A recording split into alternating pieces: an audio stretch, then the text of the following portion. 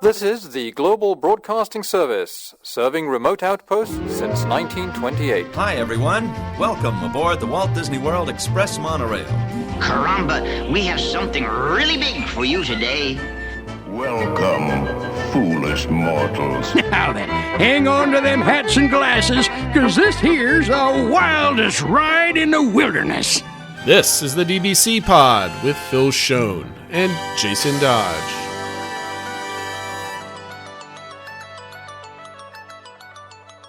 Hey everybody, welcome to this week's pod. This is the week in review of January 8th, 2022. And as you see on your screen, and for those that are listening, we have a special guest today. It's Matt, a.k.a. DCI Pato over here, master of the Disney Comeback Index. Hey, buddy.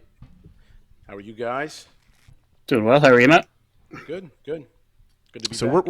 we're chilling here, and we're going to be talking about some 2022 numbers, some DCI kind of updates, because we kind of teased it in our show last week, Phil, kind of expectations of DCI. So we're going to get some of Matt's takes on that. He's going to give us an update where he's going with this year. We're going to start talking about some penalties and how things work and how he's kind of gearing up to kind of round out the DCI, hopefully within the next year. Everything kind of comes back. Kind of see where we can get to in 2022, I think. Yep. No attractionality this week, guys. Adam has not finished the Fiesta Tour, so that should be next week. But on the right off the top of the show, Phil, you found something on Facebook that you want to share with everybody. Yeah, so our cold open question, and it's great that we have Matt on, so I can ask more than just Jason this question. Yes. But I saw somebody in one of the annual pass holder groups on Facebook, named Daryl Sama, posted, he called Disney VIP Tours and got a little bit more information about this new 50th anniversary tour they have, which I think we've talked about in a past episode that they announced they were doing it. But here's some more details about it, and I kind of want to get your thoughts on if this is something you would consider doing. So the total cost for the tour is $6,922, so about $7,000 for up to 6 people. No discounts, and obviously you have to tip the guide, so about $1,200 a person. It's 8-hour tour. They have different set start times. Only ages 12 and up because you go behind the scenes and see stuff like that. So the tour is heavy on the history and behind the scenes of Walt Disney World. You are guaranteed to get in to see the Cinderella suite inside the castle. Do you get to take a nap in the castle? Well, I guess, but that would use up part of your 8 hours if you did. but for $1,200, okay, never mind. Go ahead. It focuses on kind of, I think, the older parts of Walt Disney World. So the Contemporary Resort, Magic Kingdom, and Epcot. Not ride heavy, but it does include 2 meals, lunch at Be Our Guest and dinner at Space 220. So is this something you would consider doing? Matt, go first. No, I wouldn't consider it. I mean, maybe after retirement, when I'm 65 years old or 70 years old and I'm looking to hopefully blow 401k money. Maybe. Yeah. But I don't think that that'd be something I'd be interested in right now. It sounds neat. I mean, the behind the scenes stuff sounds cool.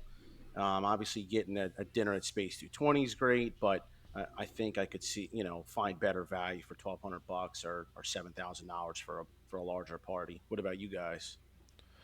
I mean, just the value of a 8-hour tour.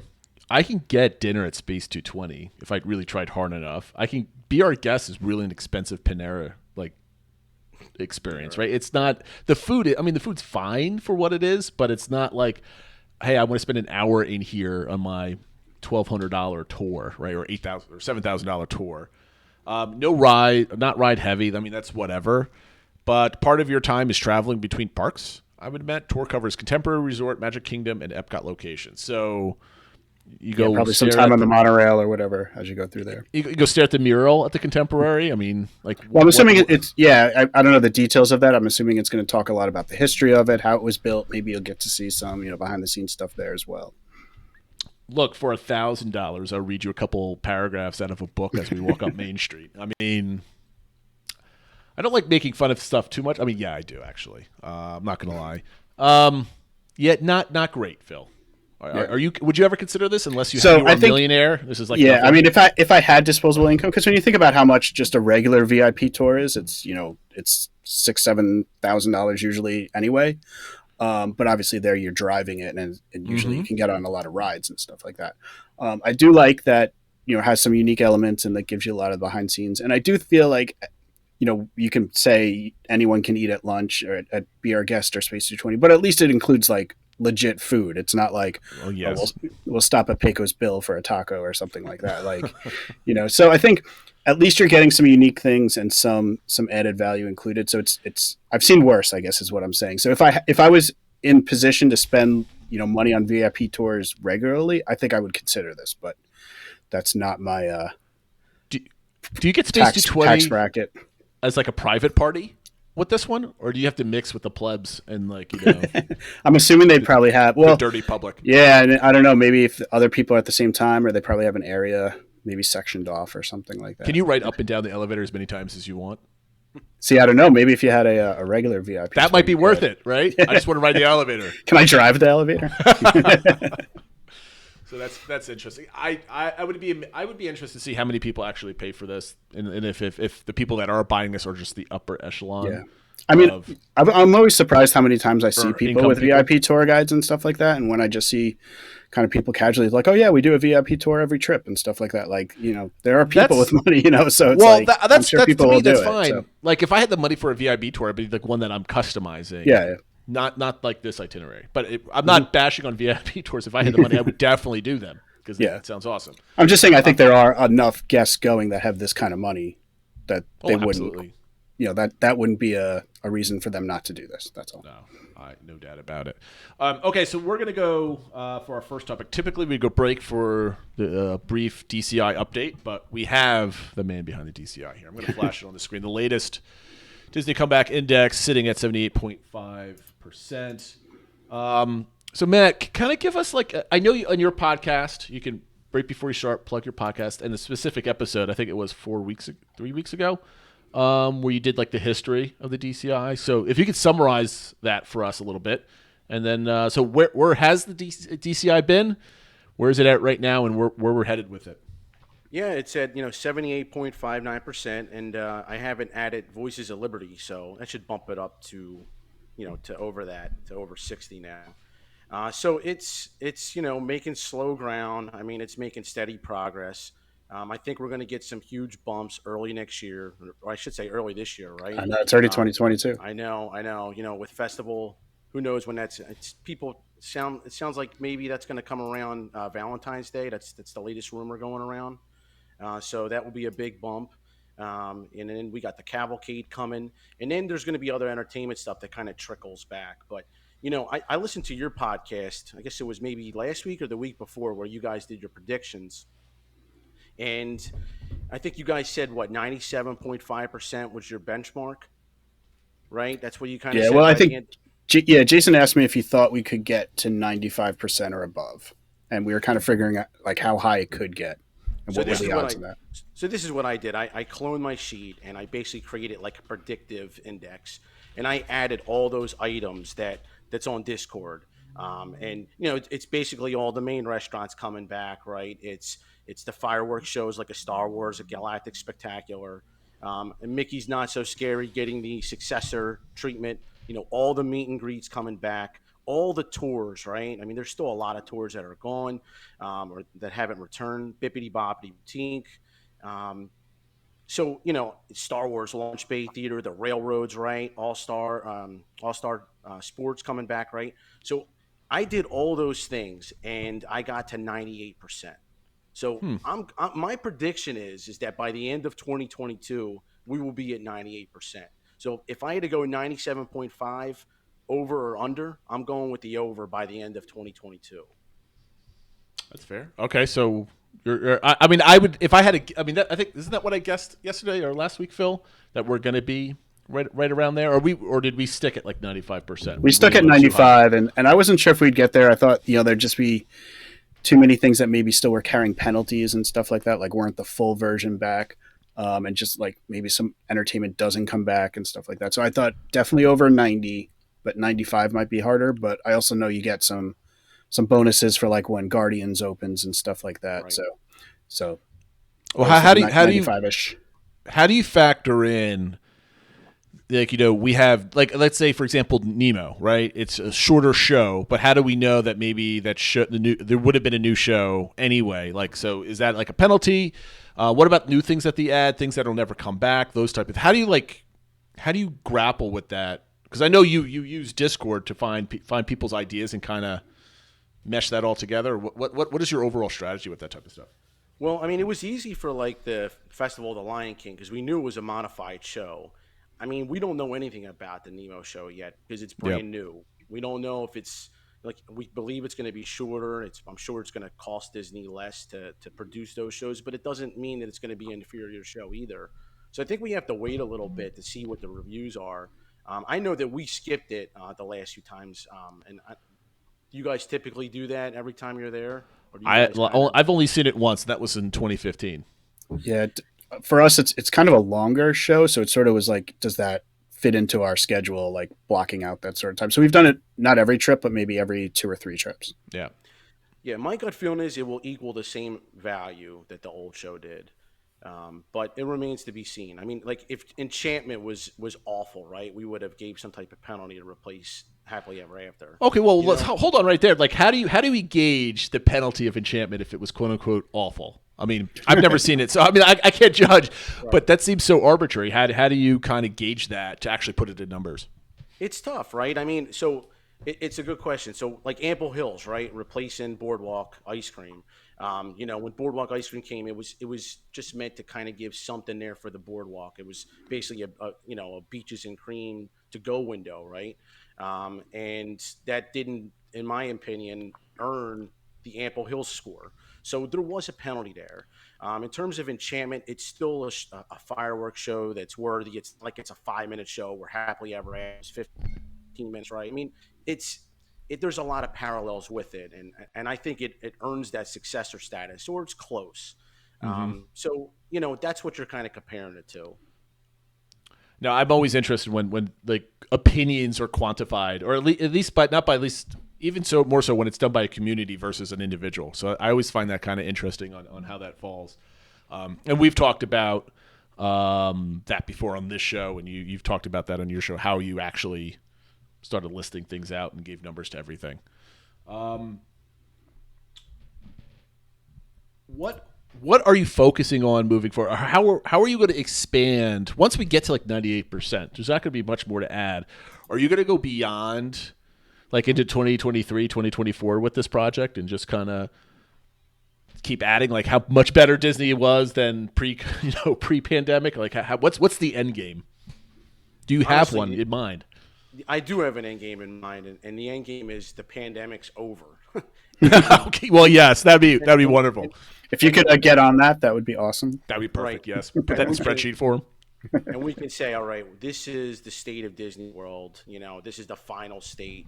And I honestly think, maybe 6 months after we feel like we're on the other side of the pandemic, we'll reach that. And that will be the DCI, the permanent DCI. And, Jason, you gave me some good ideas before about maybe putting, some budgetary numbers in, kind of comparing an old index versus a new index. And that's something if I can figure out how to do it, I would be interested. Your value, your dollar in February of 2020 versus your current dollar, and what you don't have in Disney World now. So I would like to do something like that if I could figure it out. See, putting the number on it, it's rather interesting. You'd have to do a lot of API polls, finding prices on hotels and tickets and all this other stuff. But then you know what? You could create a nice, fancy looking, simple UI that you put in when your trip is, and compare it to like month to month, year over year. It's like, is my Disney trip worth more now than it was 2 years ago, 1 year ago? And put like an inflation index on that thing. That thing could get awesome usage, I think. It'd be fun. It'd be incredibly difficult. The best part is half of everybody out there is going to hate it, and half the people are going to love it. And then it creates good fodder and content for. It would be interesting, though, if you look at like time of the year, right? So my hotels are 20% cheaper, tickets are 10% cheaper. Now what's the value of my trip versus another time that maybe has longer hours or something? I don't know. Like, you kind of crazy with it, right? You track like outages of like what shows are down and whatever. So like, if you create like a real time, quote unquote, DCI score of Disney, but let's just say it's static now because everything is back, right? So is my trip worth it to go in February because Expedition Everest is down? That sets the Disney value at, let's say, 99% because a headline attraction's down. That reduces the value. That's a multiplier to your cash, right? So I don't know. I'm spitballing here, but that would be an interesting. If you could quantify that, that'd be awesome. Right, and if it's cheaper in February versus December, you're actually getting more value. If I could figure out how to do something like this, I'll do it. But baby steps right now. Maybe time to send another email to Len Testa or something. Yeah. You could get some. You'd need some kind of travel agent that could help you pull data quickly, or some way to do that in some kind of automated fashion. I don't know how it's done, but. Well, the nice thing would be like you would still go with a baseline, right? It would still be you'd have to look at the numbers from March 2020 really, and really in some of the seasonal items you'd have to go back to 2019. But you could build a baseline. It's possible. The data's out there. You could get databases of like ticket costs and hotel costs. I mean, Mouse Saver has all that data all kind of put out, so it's out there to do something like that. Okay, so anything else you want to throw out there, DCI specific, Matt, before we get on to one of our first topics that has to do with your podcast from last week? Yeah, no, I mean, I'm optimistic. I really am that by the end of this year, I like things like the Disney dining plan, like that feels really far away right now. Just from the restaurants not opening, and I did see somebody. Threw a rumor out there that like Enchanted Tales with Belle wasn't coming back ever. That's coming back. Who knows? But I'll be really curious about some of the things like daily housekeeping. Is that ever coming back? And labor is just an issue everywhere. Oh yeah. Voyage of the Little Mermaid. When is Animal Kingdom going to have a nighttime show again? There's things that are just gone and we don't know. I don't think we'll ever get daily housekeeping back across the industry, hotel industry, as it was pre. Just because I think people, I mean, I don't ever want daily housekeeping. I hate when people come into my room. So, but like a once a week type of thing, if you're staying long, I mean, like think every 3 days, kind of how they do on the DVC side, where they might just give you fresh towels, but they don't clean your room type of thing. Anyway, we're going far off. Okay, so Matt, we've been plugging your podcast, but just in case people haven't been hearing, what is your podcast and where can they find it before we start? Yeah, so it's Happily Everything Disney. It's a tongue twister, and I think we're on episode 6 or so, and basically it's about those it's about the trips and it's about everything Disney World, but it's also trying to build energy and excitement in between trips for you, and. I feel like we've kind of had a jagged start only because we've had a couple of trip reports, and then I did a long summary on the Disney Comeback Index. My favorite episode so far was the Ghost of Disney Past, and I know you guys also did one like that, and that was really fun. And we just copied your idea. That's basically what we did. I love it. I love it. We just stole it. I felt honored. But we're having a good time with it. It's a lot more work than I thought it would be, but I do enjoy it, and I know Mike and Christina enjoy it too. So all Discord members, by the way. So you find Matt on Discord with all the other hosts as you get on. Absolutely. I just want to see more on your podcast, more discussion that's more roundtable, because right now it's a lot of storytelling, right? So everybody's had a chance to tell their own story and everything else like that. I want more like fighting. I think there should be like a 2-shot minimum before you hit record, assuming everybody drinks on the show. Get the juices flowing. What's frustrating is sometimes, I mean, I know you guys kind of have opposite points of view, and Christina and Mike and I will all agree on the same question. And that's boring. No, you got to make something up. I know. You got to lie. It's also honest, so it's complicated, But we'll try to argue a little bit. That's the hardest thing about the Disney community. Everybody wants to love Disney. Everybody doesn't want to find fault with Disney because it's their special place. So no one wants to be negative. Like Phil and I try to stay positive. I like being negative only because I need to be the devil's advocate here for most things. So it is difficult to find opposing points of view. Everybody's, just look at the attractionality every week. Everybody's like 4 or 5 on every single attraction for the most part. Like we gotta broaden our opinions. But part of your last episode, you went throughout the whole trip because you were talking about how you were using Genie Plus for the first time. You got a practice run the week before, right, with a family member that was also using Genie Plus, and you were kind of handling it for them. Yep. And then you had basically had some tips and tricks and stuff like that. So Give me a good summary of that, like that good 20, 30-minute like discussion that you had on what you felt Genie Plus was from a Uber fan. Yeah, I mean, I've always heard about Max Pass. I never had the chance to use it from Disneyland. I've never been to Disneyland. And, Genie Plus, I was kind of skeptical about. I kind of missed, picking the 3 fast passes. But here's how I always compared it to, right? Is that with Genie Plus and the individual lightning lanes, you can start out of the gate if you're willing to spend the money. You can start out of the gate with 3 elite fast passes. You don't have to worry about tiers. You're not worrying about the Hollywood Studios tiers or the Animal Kingdom tiers. You can just fly through them. And if you're not a rope dropping family, like my family's not, my wife and my kids, they're not. Let's wake up at 6 o'clock or 6:30 on their vacation. That's not their thing.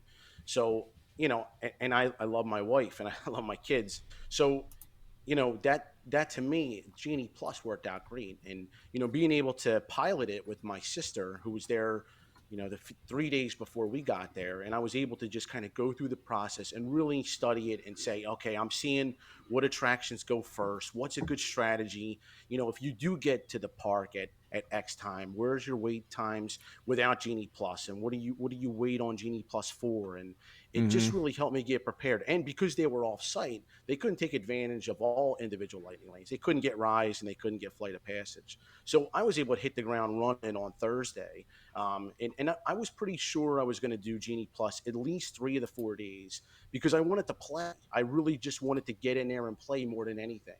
And yeah, of course, you're paying to play, which is a bummer. But I decided to add the last Genie Plus day for the Animal Kingdom day, which was my first day at the parks, and it worked out great. So the first question I need to ask everybody here is, Phil, I'll start with you. What do you think is better, the FastPass Plus system or the Genie Plus system, assuming you're staying on property? Assuming staying on property, I mean, I guess it goes back to a little bit what we've talked about recently with the planning element. I'm a planner, obviously, with the spreadsheets and stuff like that. So I preferred to sort of know ahead of time what 3 fast passes I had. It kind of let me set up the day around that. And it also let me know I have these 3 fast passes. I didn't get Ride X or whatever. So now we knew if we needed to rope drop that or whatever. It created stress, I guess, before the trip, but it made me have less stress during the trip. And I feel like with Genie Plus, we're having to get up at 7 a.m. every day to book it and stuff like that, that would add a lot of stress to my trip, having to do that every day. Even if it was paid, but it was Genie Plus, I get, things you have to pay for. If there was some way to do it even the night before, the week before, or something like that, I think that would help a lot. Just for the way I travel and the way my brain thinks and how I deal with stress. Matt, we're going to talk about changes a little bit later, but from a FastPass Plus versus a Genie Plus, now that you've just recently used it, what's your take? That's a good question. I mean, I think if you could remove the tiers from it, and that's what you're doing with Genie Plus, I would take Genie Plus. The Hollywood Studios Fast Pass system was awful before. I mean, it was, everybody was taking Muppets 3D and the Disney Junior Dance Show. They would just go and scan and wouldn't even respect the attraction. They would just go and scan early as they can in the morning to try to get that second Tier 1 Fast Pass. And it just felt like it was in vain. You don't have that problem with Genie Plus. You don't have that problem with the individual lightning lane. You're paying for what you want, and you can prioritize. And it's easy to get Slinky. Slinky was a pain to get with the 60-day Fast Pass.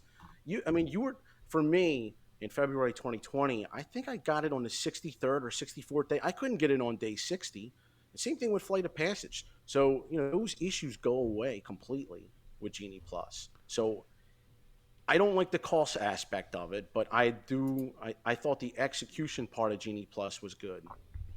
See, I'm not a fan of Genie Plus at all, just from a design perspective. I'm not going to doubt that if you want to throw money down, you can make it work like you did, right? So you're paying $15 a head. You're doing micro planning in the morning before you even get to the parks.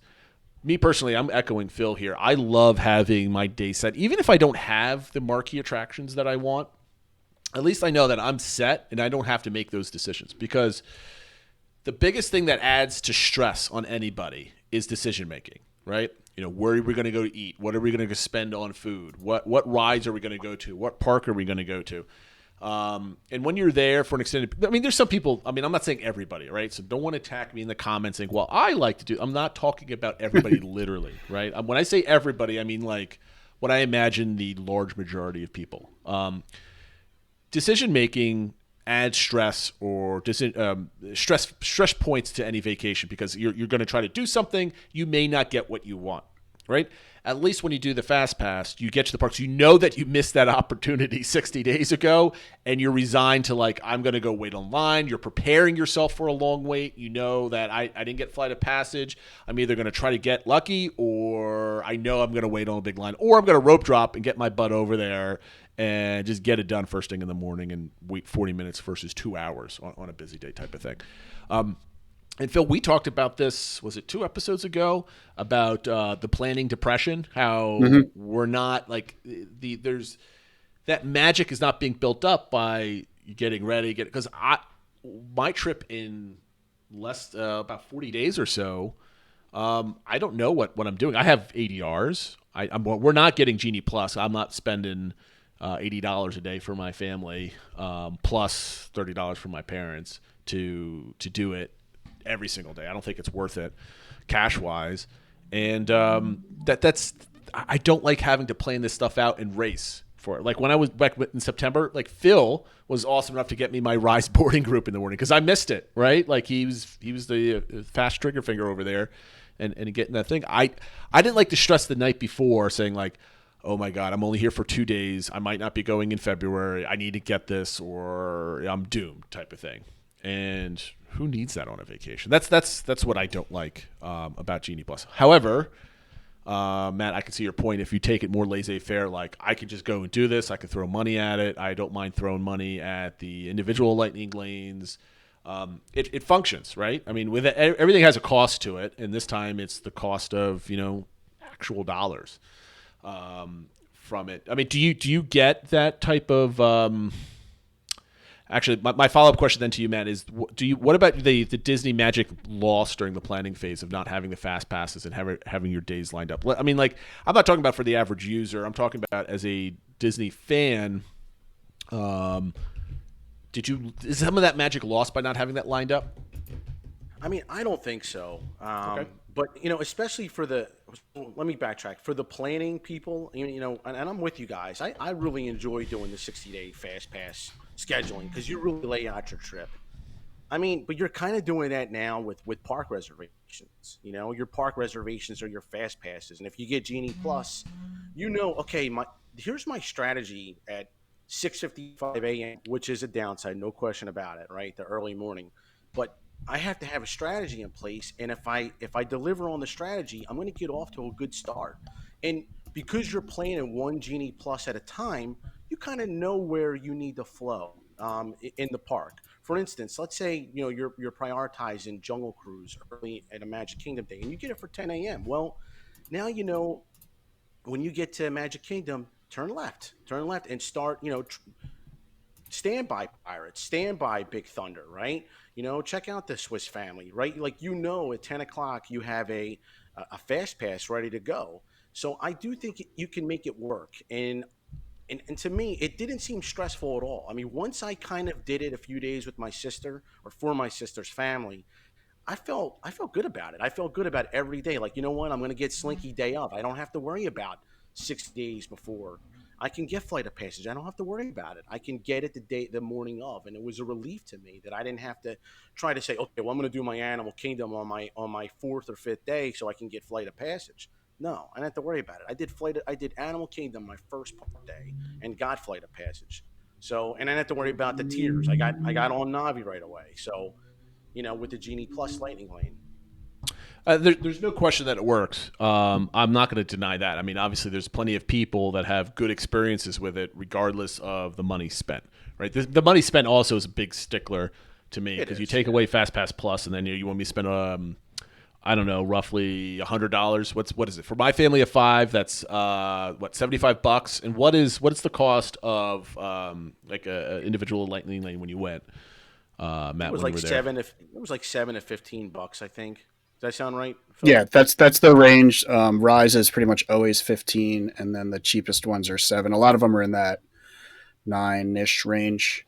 So let's call it 10, right? That's another $50. That's $125 a day for my family. And to me, I'm like, over the course of, let's say, 5 days, that's another $700 or so of cash that I don't really want to spend it almost another $1,000. I could take that $700, Phil, because you do this all the time. Like, what's the value of not spending this? Where could I spend that $700? Good meals, great go out, get some great drinks or some souvenirs or something else. That's definitely how I would look at it, that if I'm planning to do that, I'm cutting that money from somewhere else. And now the one advantage I guess I see with Genie Plus is you pretty much have the same access, other than for the individual ones, if you're staying off property. So that is one way you can make it work for you, that you don't get that early entry and stuff like that, but you can really utilize Genie Plus, probably have better success getting things like Slinky Dog and stuff like that when staying off property, and you can save more than what you would be spending on Genie Plus. So that's definitely an option. I think outside of Genie Plus, I think the early morning entry across all parks, if you're on site, has the incredible value part of things, because you could really start before everybody went to the park that had early magic hours. If you're staying on guest, now it's spread out across 4 parks, and you can really get a better chance at like running towards Flight of Passage or Mickey's or Slinky or Rise or whatever it might be for that day. As long as you can get up early, right? Exactly. I'm getting up early anyway. I am not an early riser whatsoever, but I am when I'm at Disney, because I'm like, this is money burning right now. Let's move, boys and girls. Let's go. My question then, again, Matt, for back to Genie Plus, is for the average user, the average Disney guest that's not an Uber fan, that doesn't host their own podcast, that doesn't have the world-famous DCI in their back pocket, that actively practices this with family members, what is the average guest experience with Genie Plus, do you think, versus Fast Plus Plus? Because you now have customer expectations when you're taking money out of your wallet and spending it, and do people realize that they have to do this at 7 a.m.? Do they realize that they have like the 11 o'clock, the 1 o'clock, the 3 o'clock windows when they can start stacking up, lightning lanes? What's your thought process on that? That's a great question, and that's why I would encourage you to get Genie Plus for a couple days, because it gives you the leg up against the people that are just showing up, and just like the people that didn't book fast passes at their 30-day window or 60-day window, just didn't even know they had to or could have. And that's the thing. It gives you a leg up. It gives you a leg up to get Slinky. It gives you a leg up to get Flight of Passage or pay for Rise. So is it the fairest system in the world? No, but you might as well take advantage of it. I mean, just like if you're staying on site, if you could take advantage of getting up early and doing early park access, you should do it. Phil, what would you buy? A Genie Plus for your whole family, plus an individual lightning lane, or get a lightsaber at Savi's? Oh, well, I have no interest in a lightsaber at Savi's, especially now that it only comes in a plastic bag as a carrying case. But even before that, that was not something that... Or fill in a $200... I think I'd be strategic with it. I think I would use it on some days, but not every day, and probably cut out, a table service meal or something like that. Yeah, and the only other thing I'd add is it felt like when it first launched, people were having a lot of issues with it. It was really hard to get, good ones and stuff like that. It seems like now that people are getting a little bit more used to it. And I do think what they did over the holidays, where they moved one of the individual lightning lanes into Genie Plus, helped a lot. Yeah, I think that did help a lot. Hopefully they bring that back. But I think I'm just seeing, other than having to pay for it, I'm hearing less complaining about the system itself. And so I think, people had years to master FastPass Plus, right? And now this is a new thing, and people are figuring out the tips and tricks, like Matt's talking about how it works. So, if I have to pay a little bit extra, it's not like we're going all the time. Maybe we go a little bit less often, but we spend the money, for half the days or whatever for Genie Plus and an individual item. I'm tempted to give it on everything we want. So I'm getting a little bit more open to it than I think I was initially, because I think you can make the system work for you, and yeah, it sucks to pay for it, but I'd rather do that than have to spend potentially $120 per person for Express Pass if they went that route, right? Yeah, that's true. I'm tempted to try for one of my Magic Kingdom days, just to come as a test. I just don't know if I want to pull.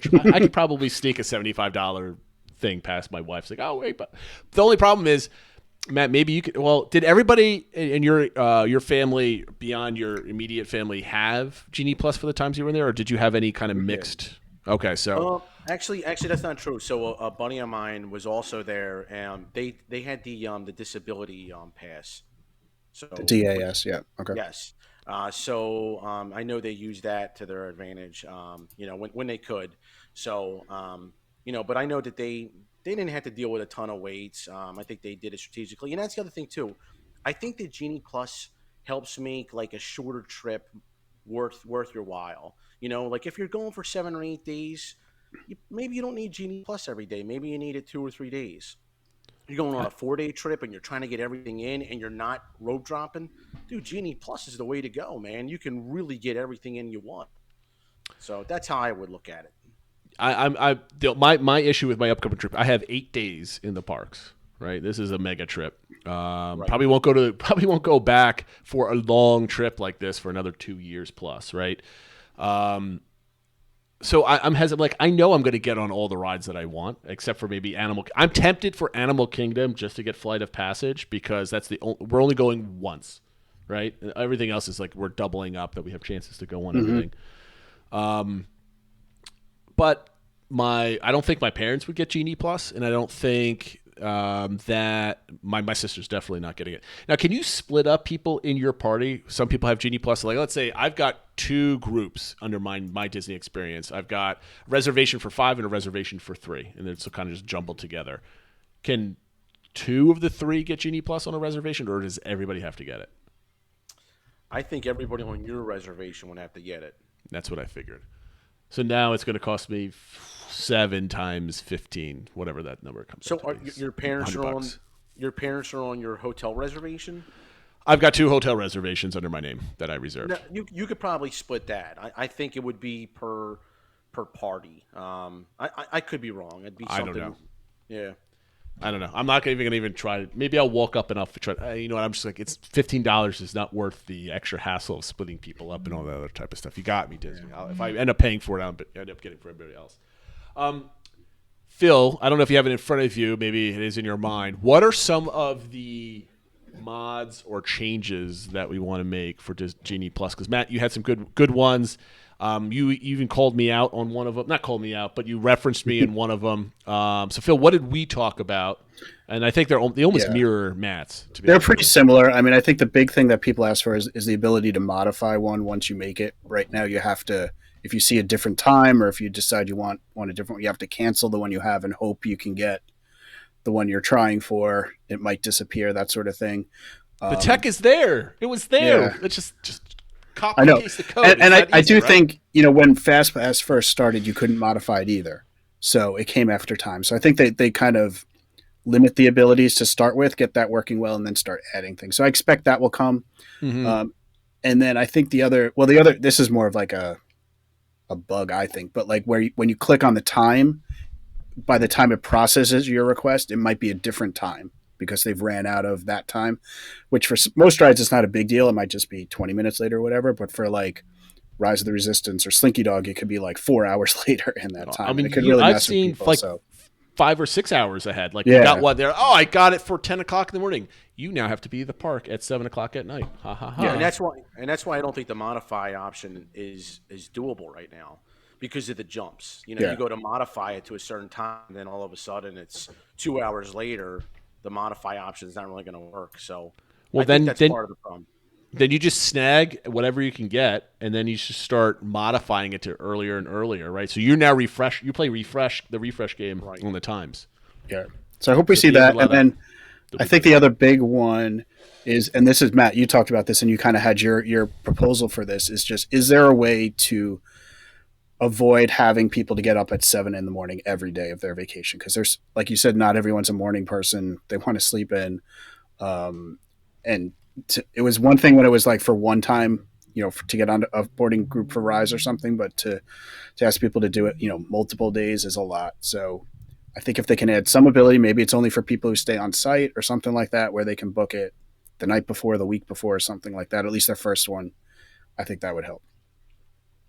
Matt, you had an interesting idea. I don't like the idea, but it was interesting. What was yours about? You're booking it like you had to wake up every day, but a week before each day, or something else like that, right? Right. I said 2 weeks before your trip, right? 2 weeks. So 2 weeks before your trip, you get to select your first, Genie lightning lane and your individual lightning lanes.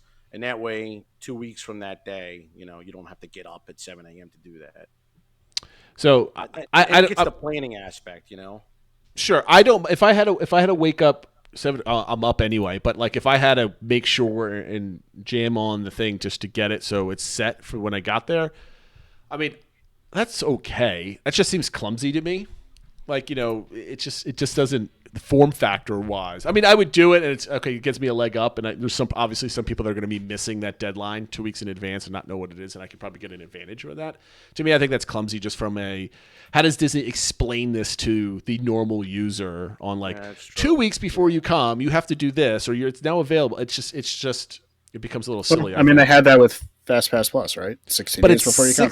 No, it's 60 days before, but then you get to do it for your whole trip. What Matt is saying, you had to do it for each day that you're there, right? So you can't do like 60 plus 5, right? It's just that day. Well, that's what Offsite was 30 days, and you had to do it each day. And it was a rolling thing. Yeah. This is the way I would do it, and I've been thinking about this last couple of days. I would have it so you set you prioritize a list of rides in each park, right? And you have you marry. Do you have a park reservation? Yes or no? Do you have Genie Plus? Yes or no? Like flagged on your account, right? So if those two marry, you now prioritize, I don't know, all the attractions, 10 attractions, 2 attractions, whatever you want, and Genie Plus will automatically book you the earliest, starting at the top of your list, and book the earliest of each attraction. Going down your list automatically books you that first one, so you don't actually have to do it. So you basically, whenever you're 30 days in advance, 60 days in advance, maybe it's just an account profile thing, right? You mark out your top 10 favorite rides at each park or experiences, and you're done. And Genie Plus at the beginning of each day will say, I was able to schedule a lightning lane for 11:30 on your first number 1 priority, right? And so that's done. And because I think Disney wants to go to the way of automating this type of thing, right? And then they could start playing in the middle of like, okay, this is guy's top 3. We want to make sure, okay, everybody wants his top 1, so maybe we'll slip his top 2 just to spread people out type of thing. So they could start playing those games. And then just to get value for your dollar, Disney could start automating some pixie dust and giving you a lightning lane reservation for some of your top 5 attractions or something that you haven't tackled that day. And so you get a notification on your phone. Oh, look, I got a free lightning lane, or not a free lightning lane. I got a lightning lane scheduled for me. There's some pixie dust, right? You can do these pretty animations and sounds on your phone, and everybody's happy.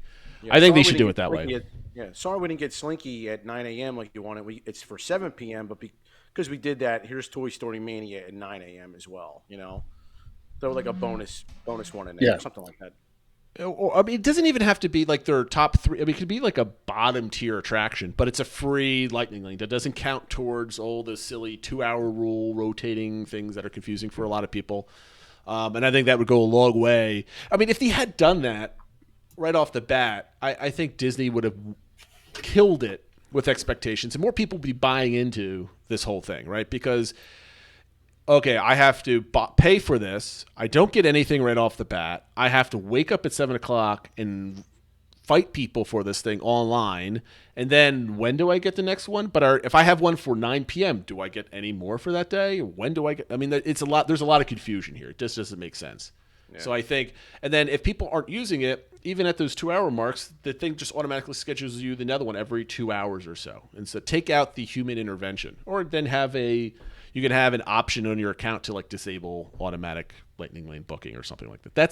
To me, that's simple. Or if they had to modify, right, you could have it book it, and then if you don't want that one, you can manually modify it or something like that. Remove it, change the time, see if there's another thing, because you could even do that ignoring ADRs, right? So if you're able to modify it, it's like, oh, I mean, not that it's probably pretty simple to show that you have a dining reservation somewhere, right? I mean, the engineering in me is just going crazy how like the user experience and how I would have designed this is quite incredible. Okay, I think we killed Genie Plus yet again. Yeah, thanks for sharing your experiences, Matt. I mean, if you want to find out a lot more, like literally hour by hour tracking of Matt's experience with Genie Plus, and I think it's worth listening just so you can figure out the expectations on a daily, hour by hour basis of Matt's trip and how he scheduled these things. Yeah. So if you have any trip anxiety about how to use this for the first time, Matt had a good hour and a half trip report that is very valuable. Just figuring out how to do things, and and I think on social media you hear a lot of people that had bad experiences talking about it. Matt had a good experience, and so I think it's when you hear him going, I got on all these attractions, and it cost me a little extra, but I got on everything and didn't really wait very long for much. It leaves a much more positive impression, I think. So you want to hear both sides, I think. Yeah, I think it's a great data point. All right, Phil, where can they find us on social media? Because they're all the same now. Yes, we have simplified it as a reminder of that. Everywhere, Twitter, Instagram, Facebook, and YouTube, we are at the DBC Pod. So we made it easier for you. So now you have no excuse not to follow us everywhere. Unfortunately, Discord doesn't work that way. So find the Discord invite across our social medias, anywhere in the YouTube descriptions, etc. You should be able to find an invite and hop in. All right, Phil. So what is everybody talking about this week? Yeah, so one thing that people started talking about, and it kind of fits in with what we were talking about earlier with the DCI, looking forward to 2022, what's going to happen is that D23 put out their preview for 2022 of everything that they're looking forward to. And what got the most talk about is something they didn't mention at all. They didn't mention Tron. So people are reading that to be that means Tron will not be opening in 2022, or at least there's no certainty to it because they didn't want to highlight that and then it not happen. So based on that, I guess I'll ask everyone, what do you think? Do we think it will open in 2022 or not? If not, when do you think it'll open? And then I have a follow-up for after that, but let's cover that for first. Well, we both, you and I, Phil, answered this last week. Right. So Matt, is it going to open this year? I'm assuming you're saying no. This. No, I think I've been the number one guy on Discord saying that I didn't think it was coming out in 2022. As soon as they announced Guardians was next, Zach Ridley confirmed that last year, and then we got the summer date for Guardians. To me, and again, maybe the ride is finished and they just don't roll it out for financial reasons. That's how I see this going. I don't think Tron comes out till 2023. Now, do you think they're going to be pulling a Remy where it's going to be complete? And then they're just going to board it up and just wait? Or do you think they're going to finish it and it's just going to launch right off the bat? There's going to be a rolling window when they can launch this. Or are they going to hold off on it for 6 months to have the quote-unquote perfect time?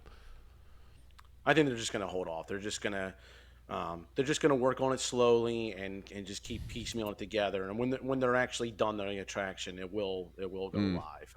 I don't think they're going to sit on it for 8 months like Remy's. Okay. They need it for the 50th, and I don't think they have any ambition to do that. I just think they'll slow their construction down on purpose.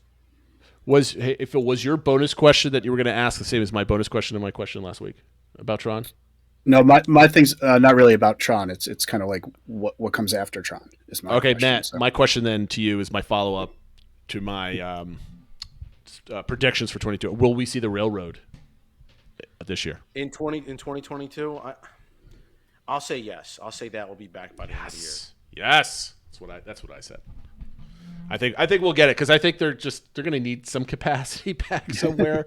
And I mean, that doesn't chew up that much capacity, but it chews up some. And they have been working on the outside area, including some of the walkways, which are needed to be done before they can get the tunnel for the railroad in and stuff like that. So I think it's more likely than not it opens Q4 or something like that. When we see the panels on top of Tron, I think that's going to signify that the train is coming back and that ride's about 6 to 8 months out, I think. Yeah. I think that's the trigger point. What was your bonus question, Phil? Well, it's just, okay, so say we all think Tron is sort of the big thing for 2023. Nah. And we know that, Epic Universe is coming in 2025 or whatever. What do we think is going to attract people to vacation as, the new draw in 2024 and in 2025 at Walt Disney World? I don't think there's anything, honestly. I don't think there's anything in the pipeline that we know about. And I know we don't know about it. That's why I'm asking what you think it'll be. It's tough. I think it'll be a half-hearted expansion to Animal Kingdom, basically Dino Land get some changes, whatever, Primeval Worlds replacement, that type of thing. I don't think you'll see anything in Magic Kingdom. I think you'll see a lot of the draws like Epcot, all the changes in Epcot and the finishing of Epcot and their anniversary is what? It starts this October. It's 2022. October 1st is their 40th. Right. So, but it's going to wrap around into right. So if they it won't touch 2024 though, right? No, it won't. No. So 2024 they get into the 100th anniversary of the Walt Disney Company. That's true. Or I think any draws will be Epcot related. I don't think anything's coming to Hollywood Studios because they've just got 2 major expansions, right? So they're not looking to change much of anything over there. So I think it'll be some Epcot stuff, whatever that might be.